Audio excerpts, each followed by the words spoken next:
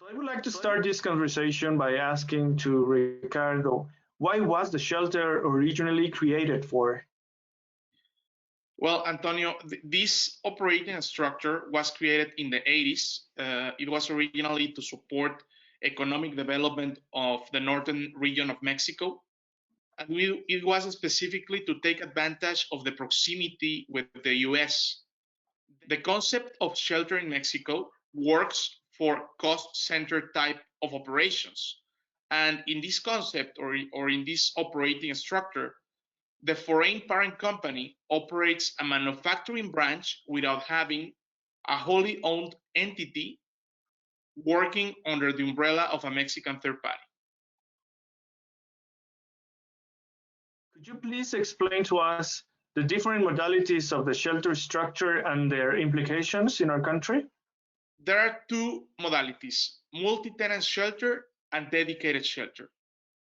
A multi-tenant shelter has multiple companies under a single Mexican entity acting as an umbrella operation to all of the companies. In this format, the entity is already set up. Therefore, this represents the fastest option to start up in Mexico. However, you will share the same entity among all the companies under the umbrella. And dedicated shelters is basically a single Mexican entity devoted exclusively for a particular company. Therefore, a dedicated shelter creates a new entity for each specific project to ensure that the compliance is in full control under a single structure. Both formats have different benefits. It's just very important to do a proper due diligence and identify the most critical items of the project. Target dates, corporate tax strategy, location, etc. This will allow you to define which shelter program supports your project and timelines. I would like to address Carlos and to ask him, what are the compliance implications for both type of shelters? Thank you, Antonio. Well, in both shelter formats, the Mexican entity belongs to the shelter operator. This reduces risks and reduces liabilities and basically eliminates legal exposure for the manufacturing company abroad.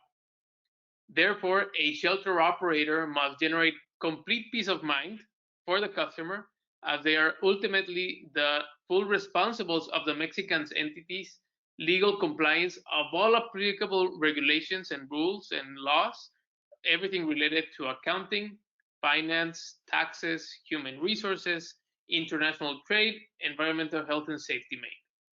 So the shelter operator, as the Mexican entity's legal owner, must have in their best interest to always be up to date on any changes in the Mexican law or any other topics that may impact the way of doing business in Mexico. This is why a shelter operator also acts as a consultant and as an integral facilitator. I'd like to ask Carlos, what are the recent changes of the shelter regulations here in our country, in Mexico? So, due to recent fiscal reforms in Mexico, some of the fiscal benefits that the shelter model used to have been reduced now or modified. Therefore, it is vital to be completely aware of the changes on taxation rules that may affect your operations. For many years, the shelter model had special fiscal benefits with the Mexican tax authority, which besides its competitiveness, safety, and quickness to get up, made it even more attractive for more foreign manufacturers to choose this model. So in summary, the most recent changes regarding shelter operations in Mexico are divided in two main areas. One is regarding the fiscal rules, and the other one is regarding the terms. So regarding the fiscal rules, there is a non-deductibility of the full benefit package, because if you work inside a shelter, between 47 and 53% of the benefit package that you pay to your employees is non-deductible, which creates at the end of the fiscal year a small taxable profit. Also, the new shelter operation will pay taxes as an own independent subsidiary, and that is that it will apply either the anticipated price agreement or the safe harbor ruling in order to pay taxes. And the third point is that by not being a related party, the taxes that are paid in Mexico by the shelter company cannot be accredited abroad.